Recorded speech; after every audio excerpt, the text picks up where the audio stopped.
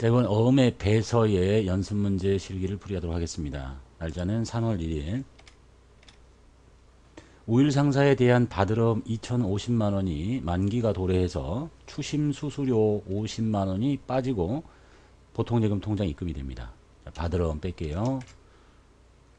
해주했으니까. 자, 5일 상사. 거래처 걸고 금액은 20500 플러스. 자, 수수료 비용 빼고 들어오니까 수수료는 추심 수수료 비용이라고 800번대를 사용하시면 됩니다. 금액은 50만원. 나머지가 보통예금 통장. 보통예금 2천만원. 2일 매출처 진위상사의 받으름 1200만원을 거래은행에 추심 의뢰하고 추심료 3만원 차감한 돈이 당좌예금 계좌에 입금이 돼요. 똑같네. 받으름. 자, 이제부터 거래처를 이렇게 이름 두 자리 치는 거 다 아시죠? 저는 여러분도 마찬가지로 처음부터 끝까지 다 거래처를 이름 두 자리 치면 귀찮으니까 잘 봐보면 책을 만들 때 거래처를 그냥 번호가 1, 2, 3, 4, 5, 6, 7, 8, 9, 10 이렇게 돼 있잖아요. 거기 보면 여기가 숫자가 하나씩 들어있잖아. 1, 2, 3, 4, 5, 6. 그래서 우1 상사 그럼 101번이구나.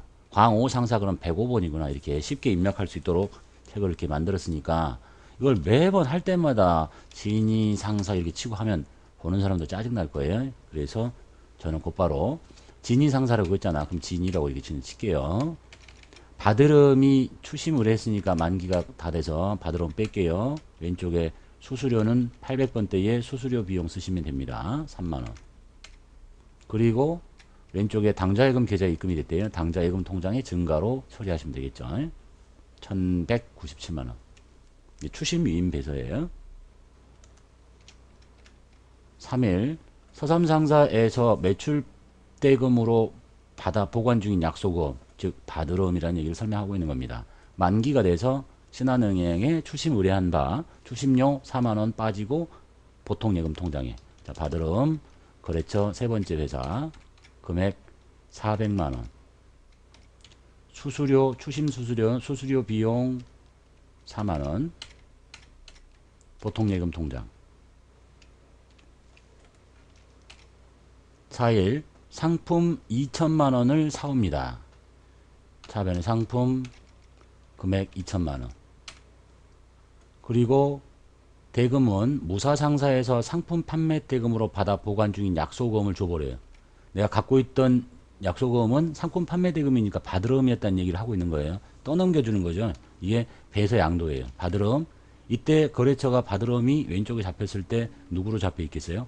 무사상사한테 잡혀 있었겠죠. 무사상사를 걸어서 빼주면 되겠습니다.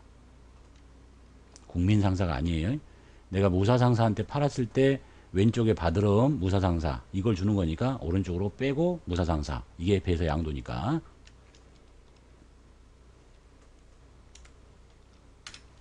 5일 남서상사로부터 500만원의 비품을 사옵니다. 차변의 비품 500 돈 줘야 되겠죠. 거래처 광호상사의 약소금을 배서 양도합니다. 주변에 받으름 광호상사 거 떠넘겨줍니다. 이게 배서 양도죠. 6일 청육상사의 외상매입금 100만원을 갚기 위해서 지급한답니다. 자, 외상매입금 부채니까 오른쪽에 있다가 지금 없애주는 거예요. 왼쪽으로 외상매입금 청육상사. 얘도 채무기 때문에 거래처를 관리합니다. 100만원을 없애고 돈을 줘야 되겠죠. 갚으려니까. 그런데 열공상사로부터 매출대금으로 받은 약소금을 배서양도해요. 열공상사로부터 매출대금으로 받은 약소금은 나한테 받으름으로 잡혀있는 것을 오른쪽으로 뺍니다. 열공상사 걸어서 빼고 얼마짜리냐면 70만원짜리 배서양도합니다. 나머지는 현금으로 줍니다. 배서양도. 7일 거래처 처칠상사로부터 받은 약소금 100만원을 거래은행에 할인받고 할인료가 38,000원 빠지고 보통예금 통장에 입금이 돼요. 매각거래로 하십시오. 대변에 처분한 걸로 처칠상사 것에 어음 100만원짜리를 없앱니다. 매각거래니까 차변에 이때 쓰는 할인료는 매출채권 처분 손실이라고 그랬어요. 매출채권 처분 손실. 금액 38,000원이 차감되고 비용이 생긴 거고 나머지가 보통예금 통장에 들어와요. 96만 2천원. 3월 8일 용팔 상사로부터 매출대금으로 받아 보관 중인 약소금, 즉 받으러옴이라는 얘기입니다. 만기에 거래은행으로부터 할인받고, 만기 전에 할인받고 할인료 15만 5천원 빼고 보통예금 계좌에 입금, 매각거래.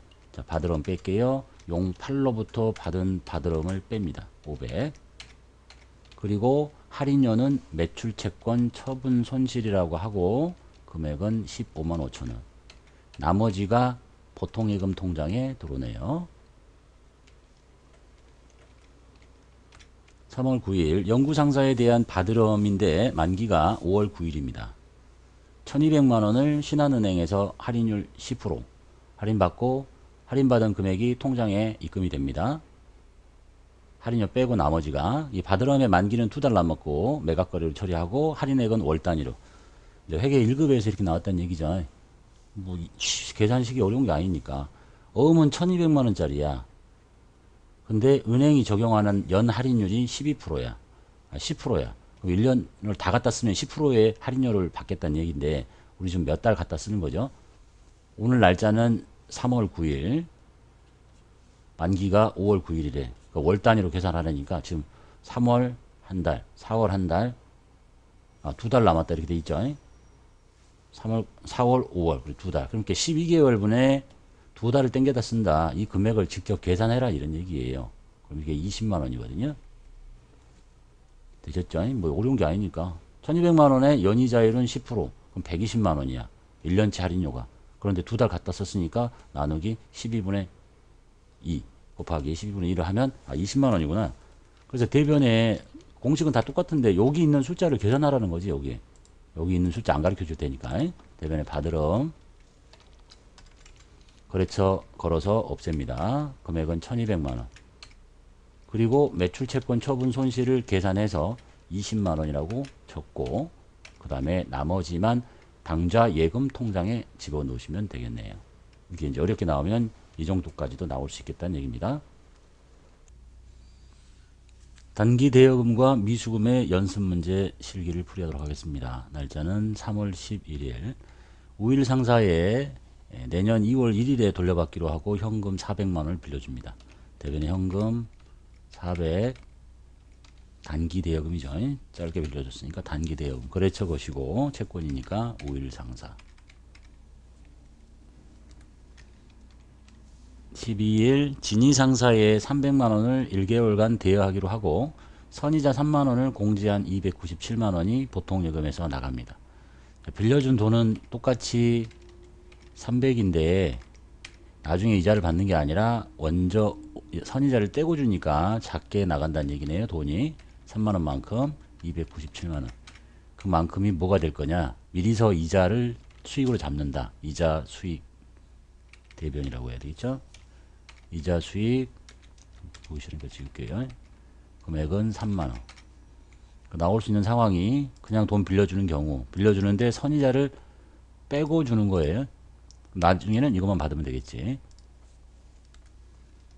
13일날 서삼상사로부터 3개월 후 상환한다는 차용증서 받고 500만원을 당좌 수표를 발행합니다. 자, 당좌 수표를 발행하면 당좌 예금의 감소 500. 3개월 후에 받는 거죠. 단기 대여금. 거래처 세 번째 회사. 14일 보통예금 통장에서 400만원을 거래처 무사상사에 1년 내 회수 조건으로 빌려줍니다. 보통예금에서 돈 나갔다는 얘기네요. 400만원. 단기 대여금. 1년 이내에 보고기간 종료일부터 무사상사. 15일 거래처 광호상사에 대한 단기 대여금 100과 이자 5만원을 현금으로 받습니다. 이제 단기 대여금이 생겼다가 회수하는 얘기네요. 단기 대여금 없앨게요. 채권 없애고 거래처 걸어서 100만원 없어지고 그리고 들어오는 돈이 현금으로 5만원 더 많게 들어오죠. 1050 플러스 이 벌어진 차이가 이자 수익이다 라는 얘기네요. 16일 거래처 청육상사에 대한 단기대여금 300과 이자 5만원을 당사 보통예금 통장으로 보통예금 계좌를 통해서 회수합니다. 여기하고 똑같죠. 대변 1사 단기대여금 거래처 걸고 300 이자를 먼저 잡을게요. 계산하기 편하게. 이자 수익 5만원 합쳐진 게 보통예금 통장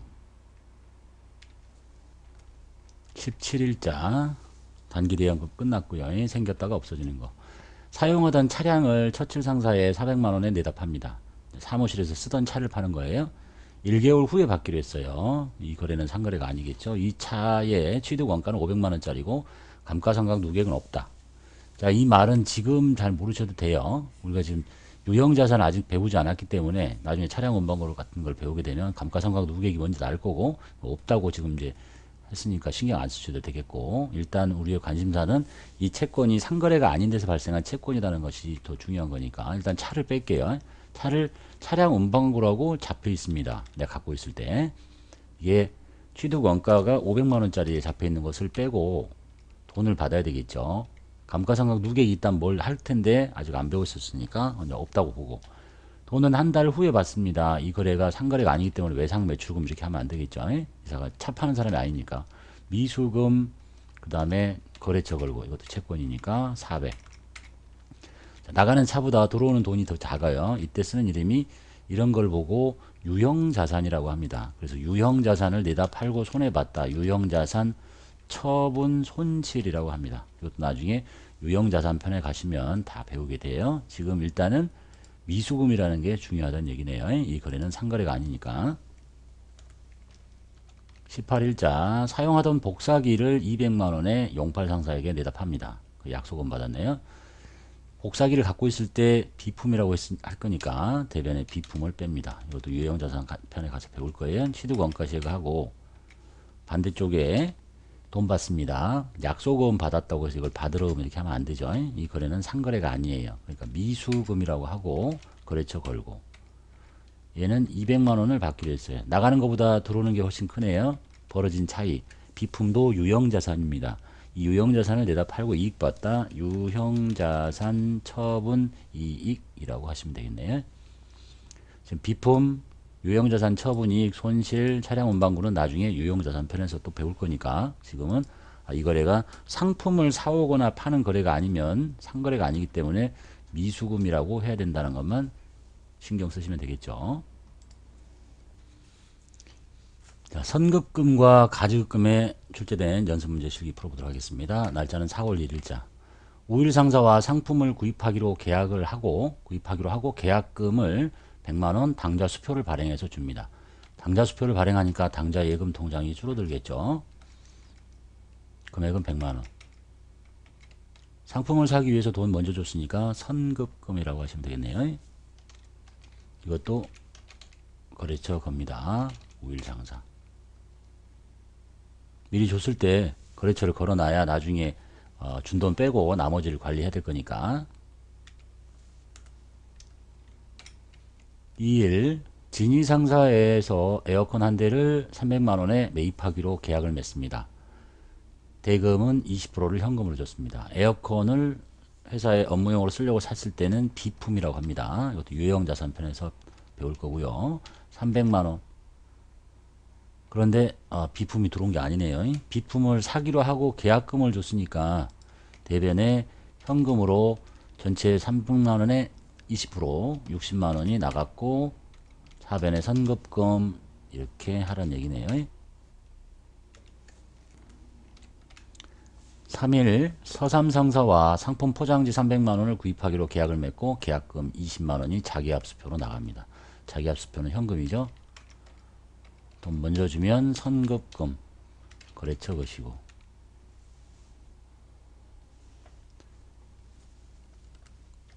4일날 영업부에서 영업용으로 쓸 중형 승용차 한 대를 구입하기로 하고 계약금 15만원을 현금으로 줍니다. 이 차는 15일 후에 받습니다. 일단 계약금 먼저 줬다는 얘기네요. 현금으로 15만원. 차변에 선급금, 거래처 무사.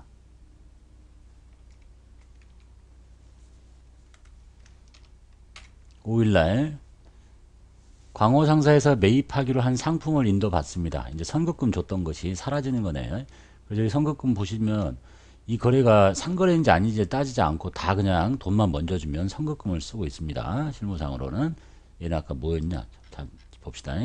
상품을 살려는 것은 상거래니까 선급금 맞는 상거래인데 에어컨을 사는 것도 상거래가 아니고 포장지 사는 것도 상거래가 아니고 차 사는 것도 상거래가 아니에요. 그런데 자격시험에서는 이 선급금을 쓸 때 상거래인지 아닌지를 따지지 않고 모두 다 그냥 계약금 먼저 주면 선급금이다 라고 출제를 하고 있다고 보시면 되겠네요. 5일날 상품을 진짜로 인도받습니다. 이제 상품 들어왔다는 얘기예요. 금액은 선급한 돈이 200이고 나머지가 300이니까 상품은 500만원짜리가 들어왔다는 얘기고, 자, 미리 준 선급금을 제거시켜야 되겠죠. 거래처 걸어서 200, 잔액 300은 현금으로 줬다. 나머지 현금. 6일날 청육상사에 주문한 상품 포장지 400만원을 인수합니다. 포장지가 들어왔다는 얘기네요. 계약금 20을 빼고 나머지는 당좌수표. 자, 왼쪽에 포장지가 들어왔는데 이걸 뭘로 처리하느냐? 소모품 B로 처리하라고 했죠. 그러니까 소모품 B라고 치고 소모품 B예요. 소모품 B. 우리는 비용은 800번대만 쓰니까 800번대에 소모품 B를 쓰시고 금액은 400. 자, 돈을 미리 준 적 있어요. 뭐라고 했겠어요? 선급금이라고 했겠지. 선급금 빼고 20만원. 나머지는 당좌수표를 발행하면 당좌 예금의 감소로 처리하시면 되겠네요. 4월 7일 사원 이재원의 지방거래처 출장비 40만원을 현금으로 가지급했습니다. 일단 돈 나갔죠? 40만원 어디에 쓸지 모르니까 일단 가지급금으로 처리하래요. 그리고 가지급금의 거래처를 입력하라는 말이 생략하라고 했으니까 입력 안 하는 거고, 시험에서 말이 없으면 이재원을 찾아봐요. 있으면 입력하고 없으면 안 하시면 돼요. 8일자 사원 강은비의 출장비로 현금 10만원을 우선 계산해서 지급하고 출장비 사유 명세서를 받고 출장비를 정산하기로 했어요. 똑같은 얘기죠. 대변의 현금 10만원, 표현만 다른 거니까 가지급금, 거래처 입력은 생략하시되. 가지급금이 생기는 거래네요. 9일날 총무부 최호준 과장 4월 3일 세미나 참석을 위해서 출장비를 지급받은 업무 가지급금 40만원에 대해서 다음과 같이 정산한답니다.